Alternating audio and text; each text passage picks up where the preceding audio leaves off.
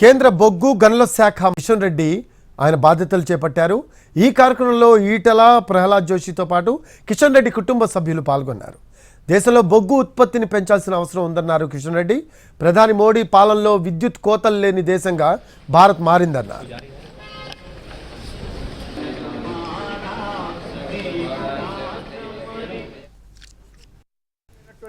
ఒక నూతన భారతాన్ని నరేంద్ర మోడీ గారు ఈరోజు ఆవిష్కరించారు. ఈ రాష్ట్రము ఆ రాష్ట్రం కాదు, అన్ని రాష్ట్రాల్లో కూడా అవసరమైనంత విద్యుత్ అన్ని రంగాలకు అందుతూ ఉంది. దానికి ప్రధానమైనటువంటి కారణము బొగ్గు ద్వారానే ఈరోజు విద్యుత్ ఉత్పత్తి అత్యధిక శాతం అవుతూ ఉంది.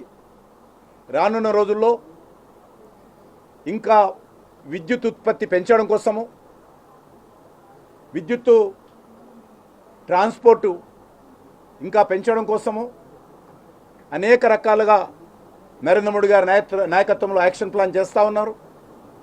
రానున్న రోజుల్లో దీన్ని మరింతగా ముందుకు తీసుకెళ్తాము.